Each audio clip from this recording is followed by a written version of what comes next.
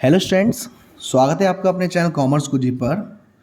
बच्चा लोग, ये जो आपकी परेशानी थी सर अकाउंट्स में कैसे पास होना है, क्या टॉपिक्स आएंगे और उन टॉपिक्स को कैसे करना है, ये जो वीडियो है जो मैं आज ये अपलोड कर रहा हूँ बेटा, बस ये आखिरी वीडियो है। 3 पार्ट डाले हैं मैंने आपके। पहला पार्ट डाला था, टॉपिक था बस इतना कर लो, मैंने समझाया था। दूसरा डाला था और आज ये होने वाला है तीसरा। तीनों वीडियोस को अगर आप अच्छे से करके जाते हो और स्पेशली इस वीडियो को करके जाओगे, मैं गारंटी दे सकता हूं कि आपको किसी का बाप नहीं फेल कर सकता, पास होने से कोई रोक नहीं सकता, अच्छे मार्क्स लाने से कोई नहीं रोक सकता, टॉप करने से कोई नहीं रोक सकता। क्योंकि चैप्टर्स में क्या क्या आने वाला है, प्लस क्या क्या क्वेश्चन पूछे जाएंगे और सर उनको सॉल्व कैसे करना है, वो मैं आपको समझाऊंगा अपनी तरफ से भी, प्रैक्टिकल क्वेश्चंस लेके और क्वेश्चंस लेके बुक में से भी। चलिए, सबसे पहले मैं बात कर लेता हूं चैप्टर जिसका नाम है fundamental of partnership.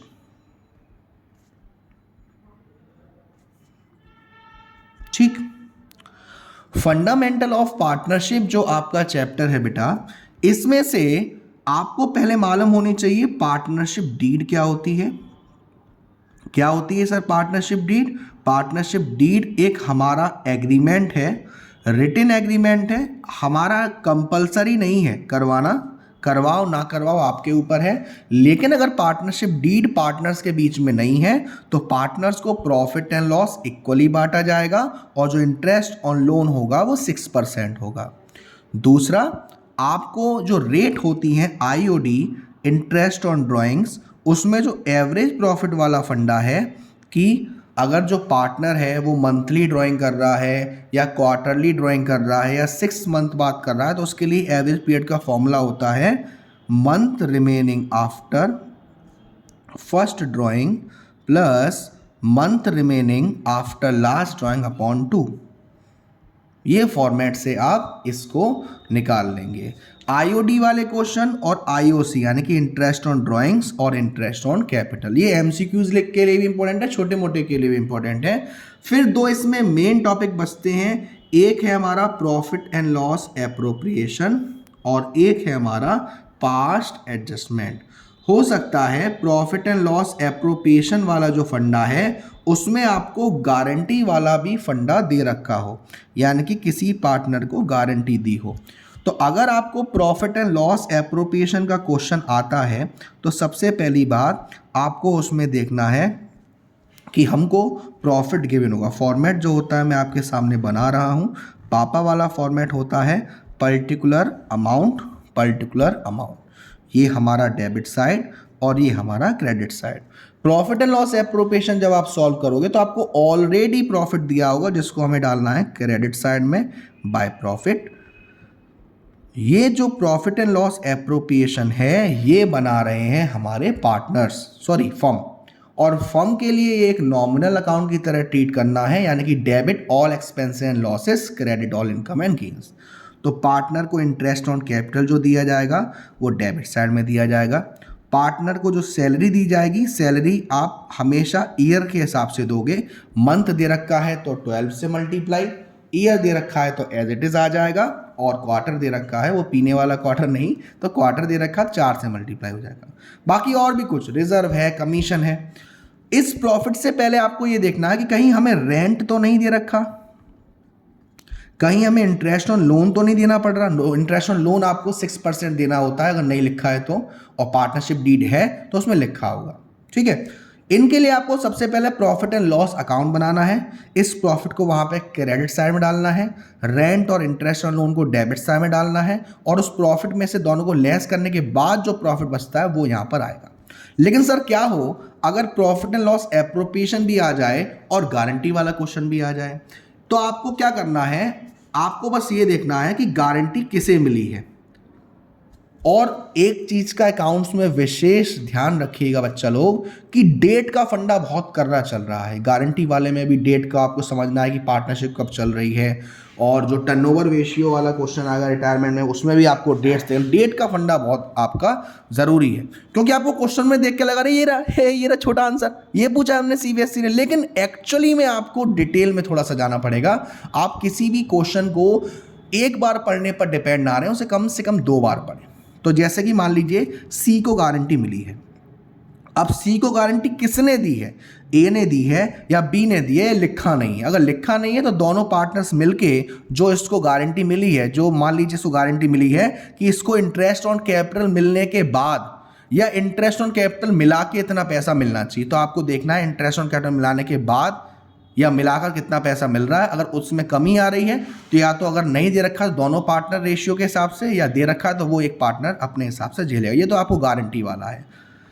Past adjustment में आपको मेरा वाला फंडा अपनाना है कि सर कैसे अपनाना है। पास्ट एडजस्टमेंट में आपसे बोलेगा कि यार इंटरेस्ट ऑन कैपिटल देना था या सैलरी देनी थी और देना भूल गए, प्रॉफिट बांट दिया।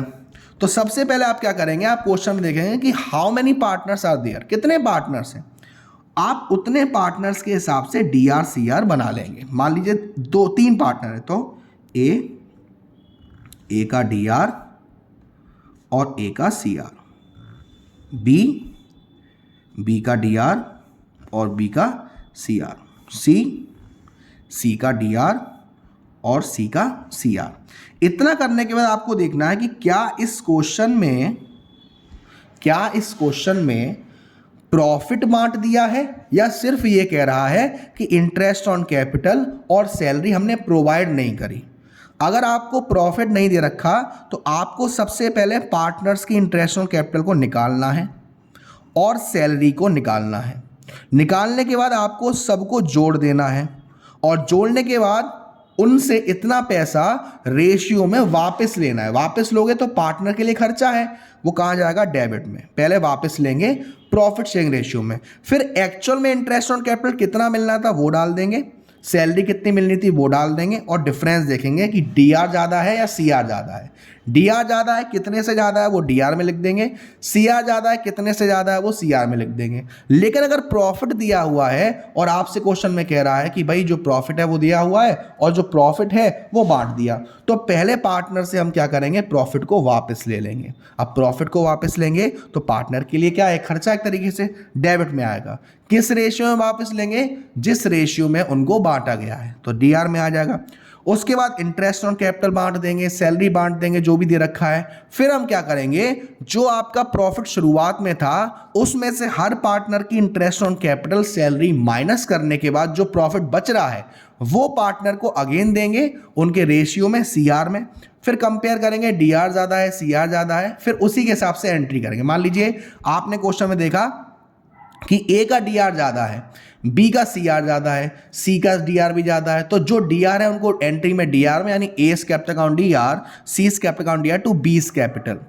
अगर आपका डी आर सी आर दोनों का टोटल सेम आ रहा है, सही आ रहा है, इट मीन्स आपने जो क्वेश्चन किया है वो सही किया है। और अगर सही नहीं किया है तो आप समझ सकते हो कि आपके एल लग चुके हैं, लेकिन हम एल लगने नहीं देंगे। ये तो बात है हमारी फंडामेंटल ऑफ पार्टनरशिप की। अब हम बात कर लेते हैं हमारे PSR, चेंज इन PSR वाले चैप्टर की। चेंज इन PSR वाले चैप्टर में आपको क्या करना है, सबसे पहले ये जो रेशियो होते हैं, रेशियो कैसे निकालते हैं, इसमें एक ओल्ड रेशियो होता है, एक न्यू रेशियो होता है, जिसमें हम सैक्रिफाइस रेशियो निकालते हैं। सैक्रिफाइस रेशियो का फॉर्मूला होता है old ratio minus new ratio. तो आपको रेशियो निकालना आना चाहिए। उसके बाद जितने भी गुडविल की कैलकुलेशन के फॉर्मूले हैं, एवरेज प्रॉफिट है, सुपर प्रॉफिट है और कैपिटलाइजेशन मेथड है, कैपिटलाइजेशन बाय एवरेज प्रॉफिट और कैपिटलाइजेशन बाय सुपर प्रॉफिट है, ये आपको फॉर्मूले अच्छे से आने चाहिए। प्लस एक क्वेश्चन आपको ऐसा अच्छे से करना है जिसमें आपसे एवरेज प्रॉफिट निकलवाए या सुपर प्रॉफिट निकलवाए, लेकिन उसमें कुछ केसेस हों। केसेस इन द सेंस, मान लीजिए मैं अगर एवरेज प्रॉफिट की ही बात करूं तो एवरेज प्रॉफिट का जो फॉर्मूला होता है वो होता है total profit upon number of years. अब मान लीजिए आपको ईयर दे रखी हैं 1, 2, 3, 4, 5, ठीक है। अब आपको इन 5 साल में 1 साल लॉस दे रखा है, तो आप क्या करोगे, जितनी साल प्रॉफिट दे रखा है उस प्रॉफिट में से लॉस को माइनस करने के बाद जो अमाउंट आएगा उसे डिवाइड करोगे 5 से। कोई एबनॉर्मल प्रॉफिट दे रखा है किसी साल में तो उस एबनॉर्मल प्रॉफिट को लेस कर दोगे उसी साल में से। एबनॉर्मल लॉस दे रखा है तो उसी साल में ऐड कर देंगे। कोई भी ऐसा चीज़ लग रहा है जो खर्चा है, एक्सपेंसेस है, तो उसको हम क्या कर देंगे, ऐड कर देंगे। तरीके से इनकम आपकी है ना, इनकम हो रही है, क्या कर देंगे, लेस कर देंगे। ये चीज़ें आपको ध्यान रखनी है एडजस्टमेंट वाले क्वेश्चंस की। प्लस जो रिजर्व वाला फंडा है उसको आपको अच्छे से याद रखना है कि रिजर्व कैसे बांटा जाता है। रिजर्व WCR हो सकता है, IFR हो सकता है, जनरल रिजर्व हो सकता है। ये जब भी हम बांटते हैं तो इनकी एंट्री क्या होती है, मान लीजिए 3 पार्टनर हैं, WCR बांट रहे हैं तो WCR अकाउंट दिया to S capital to B's capital to C's capital, IFR account दिया to S capital to B's capital to C's capital, क्योंकि ये फायदा है। लेकिन कोई घाटा है, जैसे मान लीजिए प्रॉफिट एंड लॉस का डेबिट बैलेंस घाटा होता है, एडवर्टाइजमेंट सस्पेंस वाला, तो इसमें क्या होगा, पार्टनर्स कैपिटल ऊपर और नीचे इनका नाम। लेकिन अगर रिजर्व दे रखा है 50,000 का और क्लेम आ गया आपके पास 10,000 का, तो अब बांटने के लिए कितना पैसा रहा, 40,000। एंट्री क्या होगी, WCR account DR to provision में 10,000 और टू सभी पार्टनर्स में 40,000 हम बांट देंगे। ये आपको करना है हमारा किस में से, चैप्टर फंडामेंटल ऑफ पार्टनरशिप और चेंज इन PSR में। अब बात कर लेते हैं एडमिशन वाले चैप्टर की और रिटायरमेंट वाले चैप्टर की। एडमिशन वाले चैप्टर में और रिटायरमेंट वाले चैप्टर में आएगी चॉइस, ठीक है। और उसमें क्वेश्चन कैसा आएगा, उसमें आएगा क्वेश्चन रीवैल्यूएशन का। तो मैं आपको पहले तो समझाता हूं कि रीवैल्यूएशन होता क्या है, फिर हम कुछ क्वेश्चंस करते हैं तो आपको ये अच्छे से समझ में आ जाए। देखिए, रीवैल्यूएशन में हमें ये ध्यान रखना है कि ये एक नॉमिनल नेचर का अकाउंट होता है, और नॉमिनल नेचर हमसे क्या कहता है, debit all expenses and losses और credit all income and gains. तो जो भी आपके खर्चे हैं उसे हम कहाँ डालेंगे, डेबिट साइड में, और जो भी हमारे लिए फ़ायदा है उसे हम कहाँ डालेंगे, क्रेडिट साइड में। एक तो ये तरीका है। दूसरा, मुझे बताइए अगर एसेट्स की वैल्यू कम होती है तो आपके लिए फ़ायदा है या नुकसान, सर नुकसान है, कहाँ डालेंगे, डेबिट साइड में। एसेट्स की वैल्यू बढ़ती है तो आपके लिए फ़ायदा है, कहाँ डालेंगे, क्रेडिट साइड में। लायबिलिटी की वैल्यू बढ़ती है तो हमारे लिए क्या है सर, घाटा है, घाटा है तो कहाँ डालेंगे, डेबिट साइड में। लायबिलिटी की वैल्यू कम होती है तो ये आपके लिए क्या है, फ़ायदा है, कहाँ डालेंगे, क्रेडिट साइड में। कोई ऐसी एसेट जिसको आपने कभी रिकॉर्ड ही नहीं करा था, अनरिकॉर्डेड एसेट्स है, उसको आप कहाँ डालोगे, फ़ायदा है, क्रेडिट साइड में। ऐसी अनरिकॉर्डेड लायबिलिटी को डेबिट साइड में। कुछ ऐसे एडजस्टमेंट्स आपको देखने को मिल सकते हैं जहां आपको रिवैल्यूएशन में दिक्कत आए। सबसे पहले ओवर वैल्यूएशन और under valuation. Debtors are all good,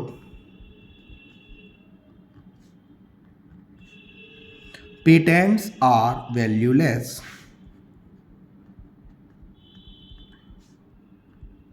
और डेब्ट्स वाले, बैड डेब्ट्स वाले, ठीक है। बाकी आप ये तो जानते ही हैं कि अगर डेप्रीशिएट हुआ है तो कम हुआ है, और डेप्रीशिएट क्या होगी, एसेट्स होगी। कम हो रही है तो वो कहाँ जाएगी, डेबिट साइड में। बढ़ रही है तो कहाँ जाएगी, क्रेडिट साइड में। ओवर वैल्यूएशन का मतलब है कि कोई चीज़ जो दिखाई गई है वो इतनी ज़्यादा नहीं है जितनी दिखाई जा रही है, तो जब ओवर वैल्यूड है तो उसको हम क्या करेंगे, कम करेंगे। कम करेंगे तो कहाँ जाएगी, डेबिट साइड में जाएगी। अंडर वैल्यू का मतलब है कोई चीज़ जिसकी वैल्यू दे रखी है वो उतनी नहीं है, कम दिखा रखी है, तो इसको हम क्या करेंगे, बढ़ाएंगे, और बढ़ाएंगे तो कहाँ जाएगी, क्रेडिट साइड में। जस्ट इसका उल्टा करना है। ओवर वैल्यूड का उल्टा अंडर वैल्यूड यानी कि डेबिट साइड में, अंडर वैल्यूड का उल्टा ओवर वैल्यूड यानी कि क्रेडिट साइड में। डेब्टर्स आर ऑल गुड, जब भी हम किसी को सामान उधार बेचते हैं तो वो हमें पैसा देगा बाद में, वो हमारा डेटर्स है। अब ऑल गुड का मतलब है कि जितना पैसा हमारे पास आना चाहिए उससे उतना पैसा आएगा, जितना पैसा उसने कहा है वो उतना पैसा देगा।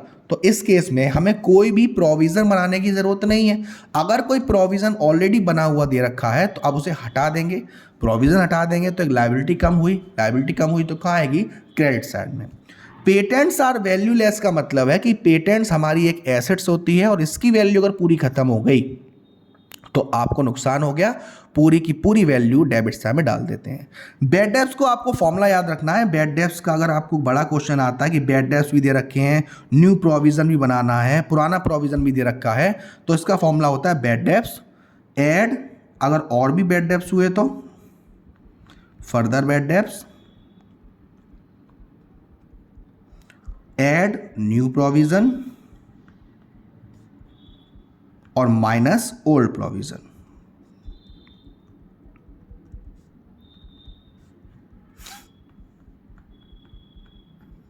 इस फॉर्मूले से आप करते हैं। तो अब मैं कुछ क्वेश्चंस करवाता हूं आपको रिटायरमेंट वाले के। देखो एडमिशन में और रिटायरमेंट में ज़्यादा फर्क नहीं आता, सिर्फ एक फ़र्क रहता है उसमें। क्या फ़र्क रहता है सर? एक फ़र्क ये रहता है हमारा उसमें कि उसमें जो सारी चीज़ें होती हैं वो पुराने पार्टनर्स को मिलती हैं और इसमें जो सारी चीज़ें होती हैं वो सभी पार्टनर्स को मिलती हैं। ठीक है, तो देखिए ये मैंने क्वेश्चन लिया है आपके लिए इम्पोर्टेंट। ठीक है, आप भी प्रैक्टिस करिएगा इसकी। अब इसमें आपको दे रखा है, इसमें आपको क्या करना है, इसमें आपको रीवैल्यूएशन भी बनाना है और पार्टनर्स कैपिटल भी बनानी है। तो इसमें हमारा क्या होगा, सबसे पहले हम जब इसमें रीवैल्यूएशन अकाउंट बनाएंगे तो देखिए गुडविल ऑफ, मैं करवाता हूँ आपको, इसमें न्यू पेज ले लेते हैं, देखिए साथ साथ करेंगे। रीवैल्यूएशन अकाउंट क्वेश्चन नंबर है 15, रीवैल्यूएशन अकाउंट कैसे बनाना है। सबसे पहला वाला गुडविल ऑफ द फर्म 51,000, अभी इससे हमें कुछ नहीं करना। There was a claim for workman compensation to the extent of 6,000, ऊपर हमें कोई भी वर्कमैन कंपनसेशन रिजर्व नहीं दे रखा। इट मीन्स ये 6,000 हमारे पास क्लेम आया है, क्लेम आया है तो लोगों को पैसा देना पड़ेगा। तो हमारे लिए फ़ायदा है या नुकसान है सर? हमारे लिए एक नुकसान है। अब नुकसान है तो कहाँ जाएगा सर? डेबिट साइड में जाएगा रिवैल्यूएशन के। तो फॉर्मेट बनाता हूँ मैं रिवैल्यूएशन का प्रॉपर।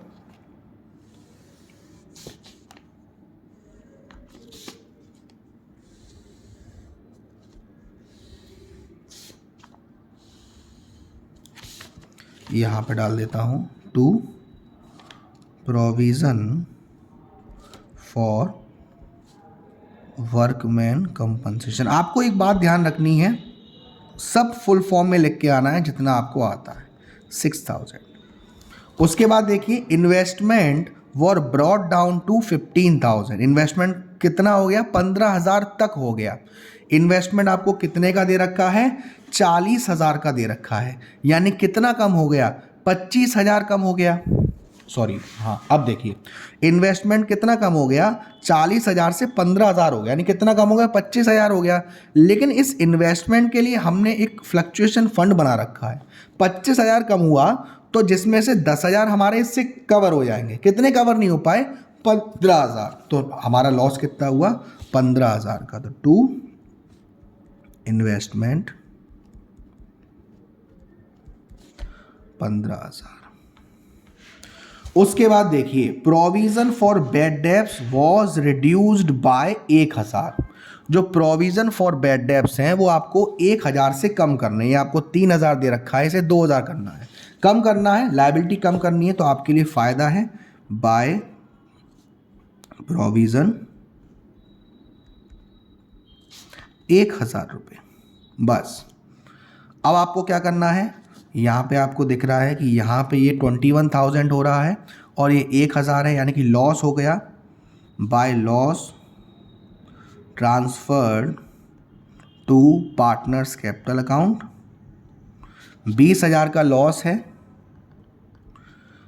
3 पार्टनर है, ललित, मधुर और नीना। रेशियो दे रखा है 50%, 30%, 20%, यानी 5:3:2 कह सकते हैं। तो 10,000, 6,000 और 4,000 आ जाएगा। 10,000, 6,000 और 4,000। इसको मैं यहाँ पर क्लोज कर देता हूँ।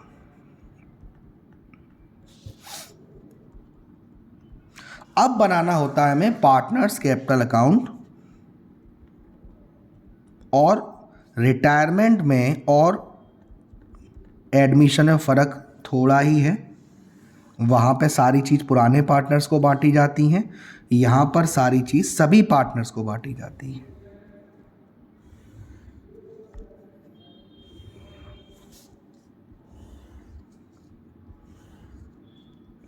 चलिए, ये आपका DR साइड और ये आपका CR साइड। लाइन खींच देता हूँ मैं। पर्टिकुलर्स कौन कौन है? ललित, मधुर और नीना। पर्टिकुलर्स ललित, मधु और नीना। सबसे पहला हमारा काम होता है कि जो पार्टनर्स की कैपिटल दे रखी है उसको हमें डालना है क्रेडिट साइड में। ये कैपिटल दे रखी है, इसको हम डाल देंगे हमारा क्रेडिट साइड में। तो कितना कितना? 50,000, 40,000 और 25,000। तो चलिए इसको डाल देता हूँ। एक सेकंड रुकेगा, ये टेस्ट ट्यूब रखे हैं। चलिए, बाय बैलेंस BD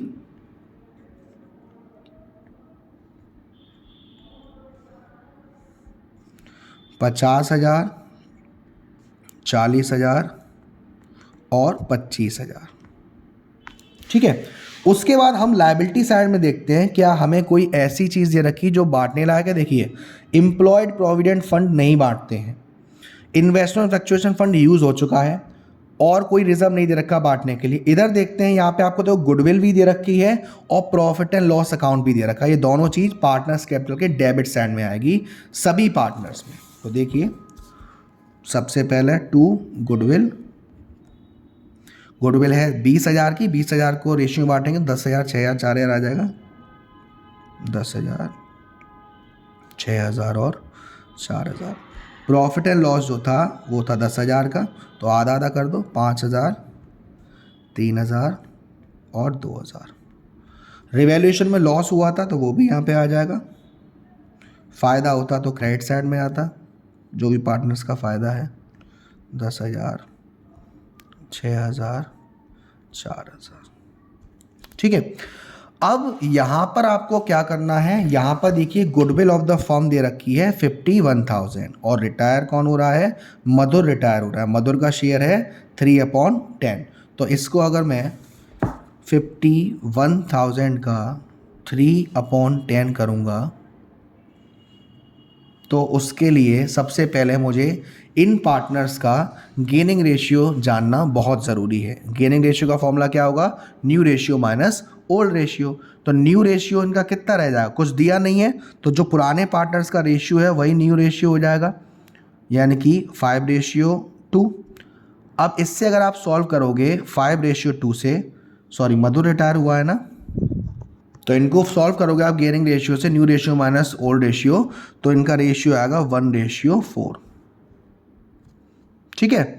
अब आपको कोई भी और इन्फॉर्मेशन नहीं दे रखी है, तो इस तरीके से हमें क्या करना है, इस वाले केस में सबसे पहले यहाँ पे जो पैसा देगा हमारा कौन कौन देगा? ललित देगा और नीना देगी। कितना कितना देगी? देखिए 1:4, यानी कि 51,000 का अगर मैं करता हूँ, कहाँ गया 51,000 का, तो यहाँ पर जो हमारा पार्टनर रिटायर हो रहा है, गुडविल ऑफ द फर्म दे रखी है 51,000। ठीक है।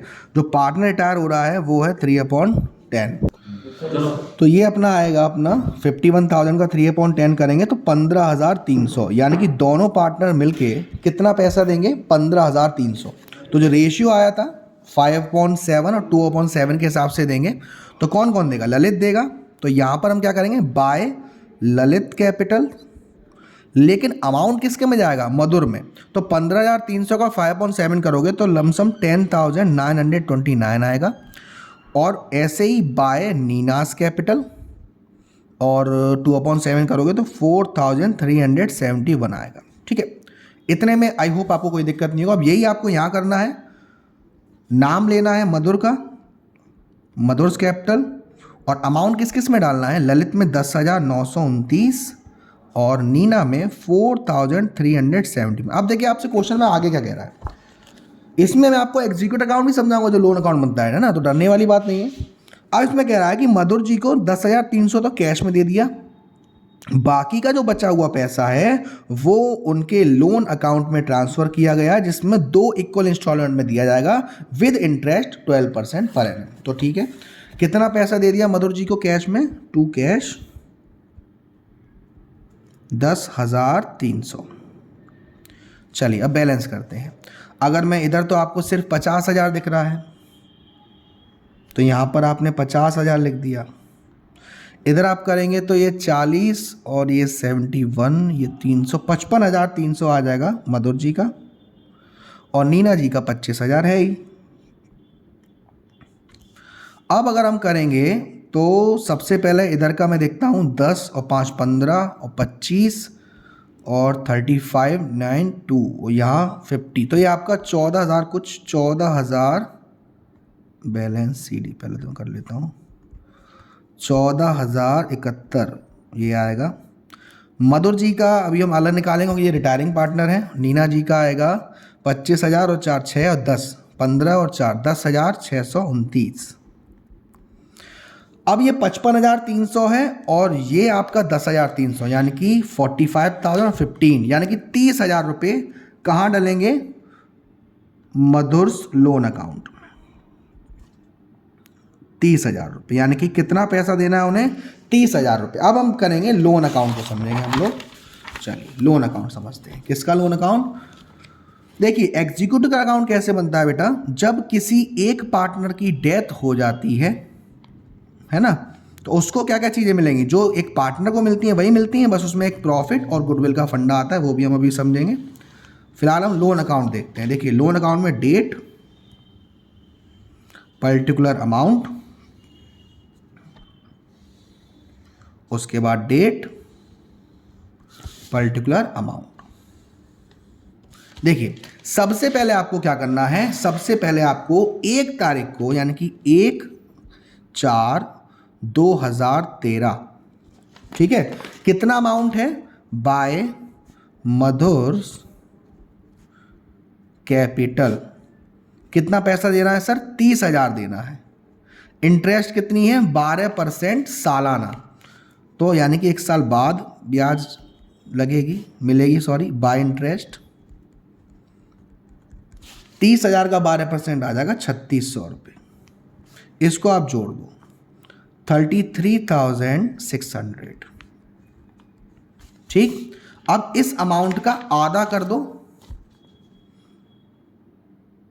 31,314, यानी कि अब कितना पैसा रह गया है?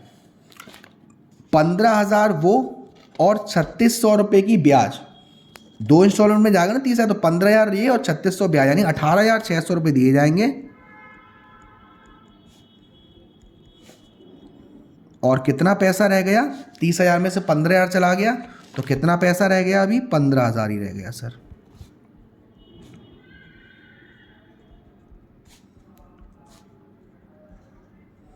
टोटलिंग करेंगे तो सेम आएगा 33,600।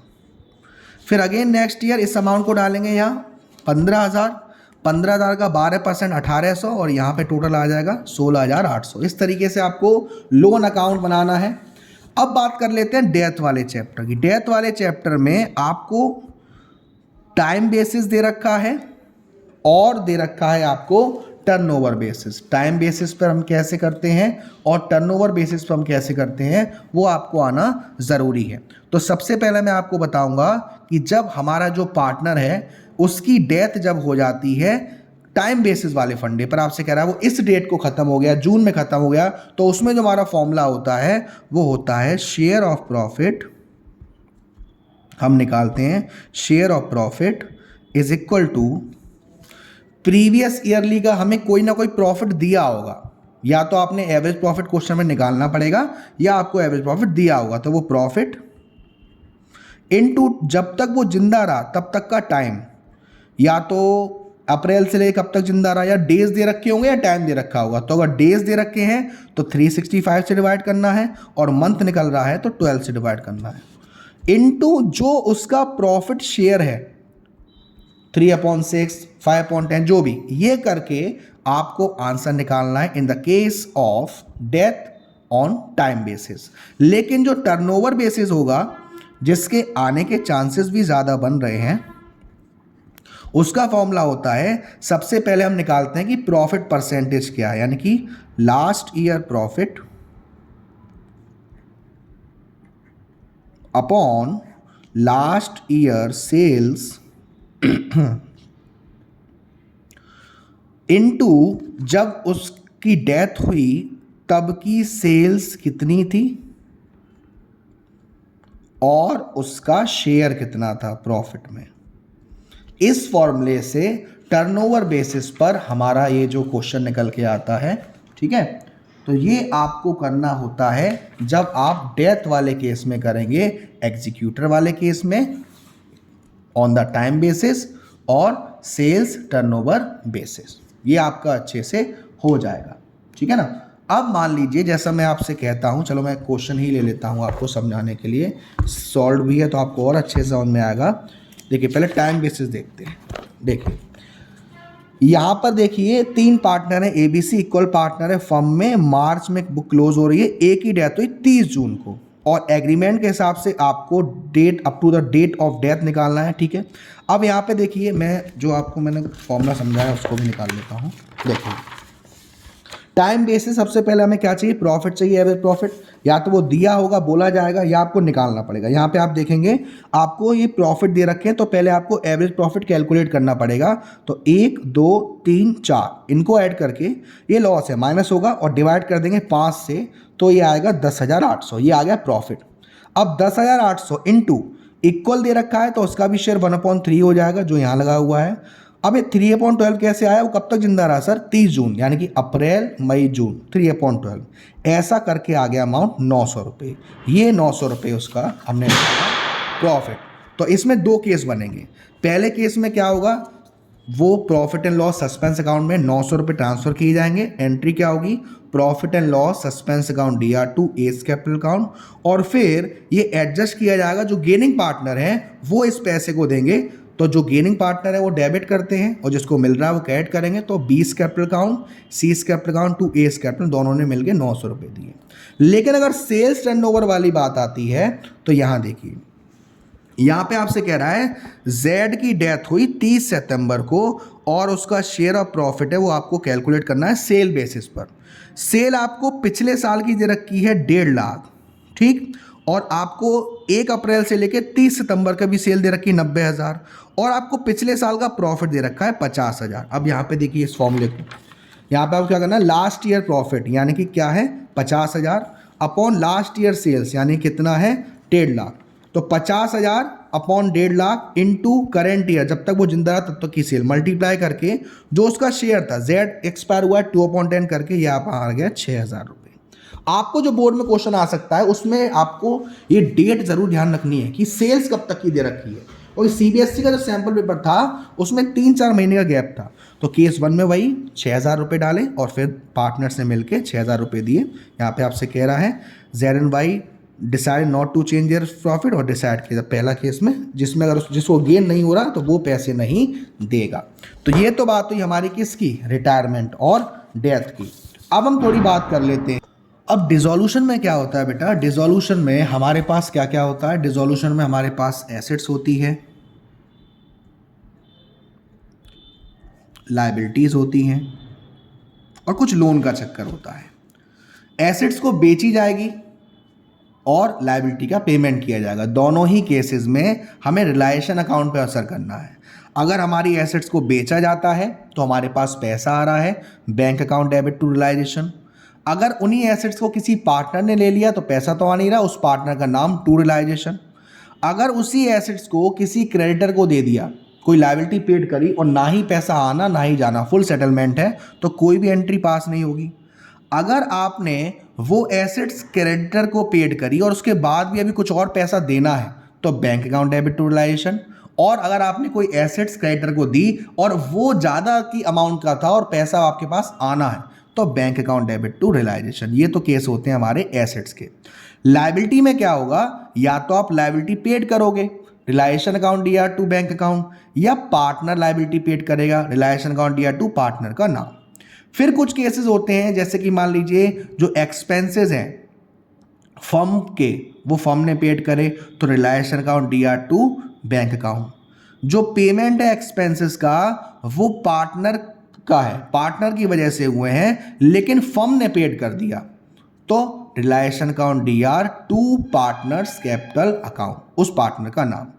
अगर किसी पार्टनर ने रिलायशन के एक्सपेंसेस बियर किए उसकी कोई एंट्री पास नहीं करनी। जो रिलायशन एक्सपेंसेस थे वो फर्म ने पेड कर दिए पार्टनर के बिहाफ पर, तो पार्टनर्स कैपिटल अकाउंट दिया टू बैंक। अगर कोई ऐसा पार्टनर है या फर्म है जो एग्री हुआ है कि उसे पार्टनर को एक फिक्स अमाउंट दिया जाएगा सारे रिलायशन एक्सपेंस अगर वो पेड करता है, तो एंट्री क्या होगी, रिलायशन अकाउंट दिया टू पार्टनर्स कैपिटल। लेकिन आपको झंझट कहाँ आ रहा है, आपको दिक्कत कहाँ आ रही है कि जो हमारा लोन वाला चक्कर है सर, लोन में थोड़ी दिक्कत आ रही है क्योंकि जो बोर्ड एग्जाम है उसमें भी आपने देखा होगा लोन वाले जो हैं ज़्यादा से ज़्यादा ट्रांजैक्शंस आ रहे थे। अब इनमें क्या करना है, देखिए सबसे पहली बात, जब भी हम कभी पार्टनर्स के लोन को सेटल करते हैं तो एंट्री होती है पार्टनर्स, जिसका भी लोन हो, partners loan account debit to bank account, ठीक, ये एंट्री होती है। लेकिन लोन था 50,000 का, लेकिन पेड करने पड़े 40,000। लोन तो था 50,000 का, लेकिन पेड करने पड़े आपको 40,000। फायदा हुआ, और कितने का फायदा हुआ, 10,000 का। जब फायदा होता है तो रिलायशन में कहाँ जाता है, क्रेडिट साइड में, तो यहां पर भी आ जाएगा टू रिलाइजेशन। अगर आपसे क्वेश्चन में कह रहा है सर लोन था 50,000 का, देने पड़े 60,000, नुकसान हो गया कितने का, 10,000 का।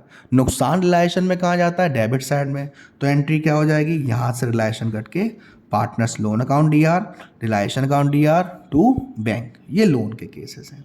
तो ये आपको मैंने पहले जो पार्ट है उसमें से सारा बताया कि क्या क्या आ सकता है, कैसे आपको सॉल्व करना है।